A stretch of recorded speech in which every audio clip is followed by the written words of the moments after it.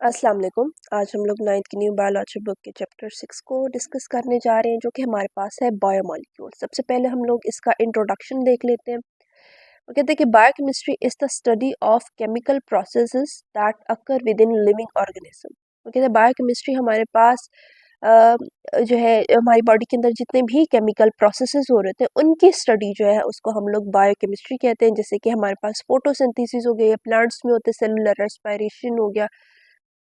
Molecular biology is the study of the structure and function of biomolecules, जबकि जो molecular biology है वो हमारे पास क्या है, वो हमारे पास बायोमोलिक्यूल्स के स्ट्रक्चर और उनके फंक्शंस किस तरह से वर्क करते हैं, इन सारी चीज़ों की स्टडी है। बायोमोलिक्यूल्स हमारे पास क्या होते हैं, वो हमारे पास होते हैं कार्बोहाइड्रेट्स, प्रोटीन्स, न्यूक्लिक एसिड। तो ये सारी चीज़ें जो है हमारे पास बायोमोलिक्यूल्स होती हैं। अब यहाँ पे वो बात करते हैं कि this chapter digs into the fascinating world of the biomolecule. ये जो चैप्टर है हमें बायोमोलिक्यूल्स की दुनिया में ले जाएगा। सबसे पहले हम लोग देखते हैं कि बायोमोलिक्यूल्स है क्या चीज़ और ये बॉडी में कहाँ पाए जाते हैं। ये सारी चीज़ें जो है हम लोग यहाँ पे डिस्कस करेंगे। The molecules produced by organism are called biomolecules. वो मॉलिक्यूल्स जो किसी जानदार जो कोई जानदार बनाते हैं, ऐसे मॉलिक्यूल्स को हम लोग बायोमोलिक्यूल्स कहते हैं। और बायोलॉजिकल मॉलिक्यूल्स, या हम उन्हें बायोलॉजिकल मॉलिक्यूल्स भी कहते हैं। They include carbohydrates. अब ये इनमें क्या शामिल होते हैं, इनमें कार्बोहाइड्रेट्स भी होते हैं, लिपिड्स भी होते हैं, प्रोटीन्स भी होती हैं और न्यूक्लिक एसिड्स भी होते हैं। न्यूक्लिक एसिड में हमारे पास डीएनए भी आता है और आरएनए भी आता है। They are mostly in large in size. अब ये क्या कहते हैं, वो कहते हैं ज़्यादातर ये साइज में बड़े होते हैं एंड आर कॉल्ड मैक्रोमोलिक्यूल्स, और इनको हम लोग मैक्रोमोलिक्यूल्स भी कहते हैं। Biomolecule play crucial role in the structure and function of in organism.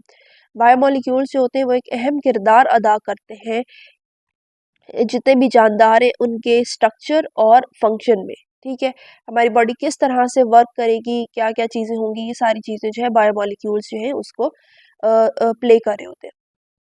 The following table mention important biomolecules and their function. अब हमारे पास जो है हमें एक टेबल दी गई है जिसमें हमें जो है बायोमोलिक्यूल्स बताए गए हैं कि हमारी बॉडी के अंदर कौन कौन से बायोमोलिक्यूल्स हैं और उनके क्या क्या इंपॉर्टेंट फंक्शंस हैं और वो कहाँ कहाँ पाए जाते हैं। ये सारी चीज़ें जो हम लोग यहाँ पे डिस्कस करेंगे। सबसे पहला हमारे पास जो बायोमोलिक्यूल है वो है कार्बोहाइड्रेट। ठीक है, कार्बोहाइड्रेट की मजीद टाइप्स होती हैं, ये मोनोसेक्राइड होती है, डाइसेक्राइड होती है। फिलहाल हम जस्ट कार्बोहाइड्रेट्स को देखेंगे। कार्बोहाइड्रेट्स जो है हमारे पास सेल में कहाँ पाए जाते हैं, साइटोप्लाज्म में पाए जाते हैं। सेल के अंदर का जो हिस्सा होता है वो साइटोप्लाज्म होता है, उसके अंदर पाए जाते हैं, और सेल मेम्ब्रेन में भी पाए जाते हैं।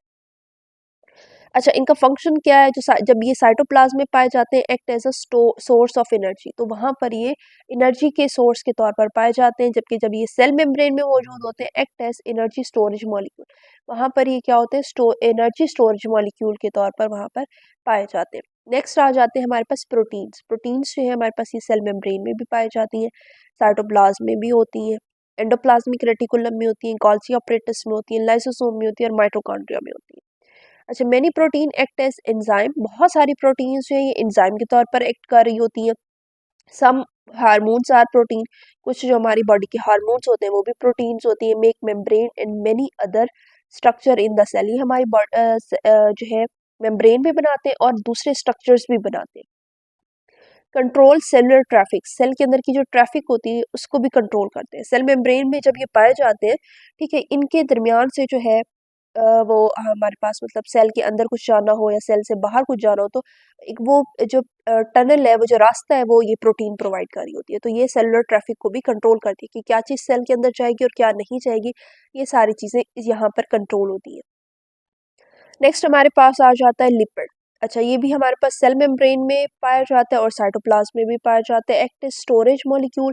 ये हमारे पास एनर्जी स्टोरेज मॉलिक्यूल के तौर पर पाया जाता है। Act as heat insulator. Fat की जो तह होती है, लिपिड की जो तह होती है बॉडी पे, ये एज अ इंसुलेटर भी काम करती है, बॉडी को हीट प्रोवाइड करती है। Make structure of cell membrane. Cell membrane के स्ट्रक्चर्स भी बनाती है लिपिड। नेक्स्ट नेक्स्ट है हमारे पास डीएनए। इसकी फुल फॉर्म में हमारे पास deoxyribonucleic acid. ये हमारे पास न्यूक्लियस में पाया जाता है, यूकैरियोटिक न्यूक्लियस में। उसके बाद न्यूक्लियोइड रीजन जो है हमारे पास क्या होता है, जहाँ पे हमारे पास न्यूक्लियस के अंदर एक गहरा पोर्शन होता है, उसको हम लोग न्यूक्लियोइड रीजन कहते हैं प्रोकैरियोट्स में। ठीक है, न्यूक्लियॉइड जो रीजन होता है मतलब जहाँ पे डीएनए मटेरियल होता है वहाँ पर प्रोकैरियोट्स में पाया जाता है, और यूकैरियोट्स में न्यूक्लियस के अंदर पाया जाता है, न्यूक्लियर मेम्ब्रेन के अंदर। उसके अलावा ये माइटोकॉन्ड्रिया में पाया जाता है। माइटोकॉन्ड्रिया का अपना डीएनए होता है, वो उसको खुद ही कंट्रोल कर रहा होता है, तो ये माइटोकॉन्ड्रिया में पाया जाता है, और क्लोरोप्लास्ट में भी ये पाया जाता है, जिसका काम क्या होता है, carries genetic information for the development, functioning and characteristic of organism. ये क्या करते हैं कि जेनेटिक इन्फॉर्मेशन को जो है वो जानदारों में उनके डेवलपमेंट के लिए, उनके काम के लिए जो है जेनेटिक इन्फॉर्मेशन को एक नस्ल से, एक जनरेशन से या एक सेल से दूसरे सेल में जो है वो ट्रांसफर करता है। नेक्स्ट हमारे पास आ जाते हैं आरएनए, राइबो न्यूक्लिक एसिड। अच्छा, ये हमारे पास न्यूक्लियस के अंदर भी पाया जाता है, राइबोसोम्स में पाया जाता है, और साइटोप्लाज्म में पाया जाता है। Carries genetic information from the DNA to ribosome for protein synthesis. अब क्या होता है कि डीएनए जो है, जो न्यूक्लियस होता है वो मैसेज भेजता है आरएनए की फॉर्म में। आरएनए जो है जेनेटिक मैसेज को कैरी करता है, राइबोसोम्स के पास जाता है, और राइबोसोम्स उसी मैसेज के अकॉर्डिंग जो है प्रोटीन फॉर्म करती है। तो ये प्रोटीन सिंथेसिस में भी जो है मेन रोल प्ले करता है। नेक्स्ट हमारे पास आ जाते हैं कि biomolecules make the 93% of dry mass of protoplasm. अच्छा, अब सबसे पहले हमें समझने कि ड्राई मैस ऑफ प्रोटोप्लाज्म क्या चीज़ है। जब हमारे पास एक सेल होता है, ठीक है, एक सेल के अंदर जो है उसके अंदर मुख्तलिफ ऑर्गेनेलीज भी पाई जाती हैं, और उसके अंदर साइटोप्लाज्म मतलब वहाँ पे उसके अंदर जो है लिक्विड मटेरियल भी पाया जाता है। तो उस सारे वाटर को, लिक्विड को अगर हम सेल से निकाल लें तो जो उसके अंदर ड्राई मटेरियल बचता है, तो वो उस पूरे ड्राई मटेरियल को हम लोग ड्राई मैस ऑफ प्रोटोप्लाज्म कहते हैं। तो अब यहाँ पे वो क्या बात करते हैं, वो कहते हैं कि ड्राई मैस ऑफ प्रोटोप्लाज्म का जो 93% है वो इन्हीं बायोमोलिक्यूल से मिलके बना हुआ है। मतलब कि जो उसके अंदर ड्राई मैस है वो carbohydrates, proteins, lipids, DNA, RNA इन्हीं चीज़ों से मिलके बना हुआ है। ड्राई प्रोटोप्लाज्म के अलावा उसके अंदर क्या होती है, उसके अंदर वाटर होता है और बाकी थोड़ी बहुत चीज़ें होती हैं। The remaining 7% of dry mass comprises of vitamins and inorganic substances like carbon dioxide, acids, bases and salts. अब 93% जो है वो तो बायोमोलिक्यूल से बना हुआ है, बाकी का जो 7% है उसमें क्या होते हैं, इनऑर्गेनिक सब्सटेंसेस होते हैं, जैसे कि हमारे पास कार्बन डाइऑक्साइड हो गई, एसिड्स हो गए, बेसिस हो गए, साल्ट्स हो गए, जो बॉडी के, जो सेल के जो है एनवायरनमेंट को मेंटेन कर रहे होते हैं। तो बाकी का 7% जो है ड्राई प्रोटोप्लाज्म का, वो इन चीज़ों पर मुश्तमिल होता है।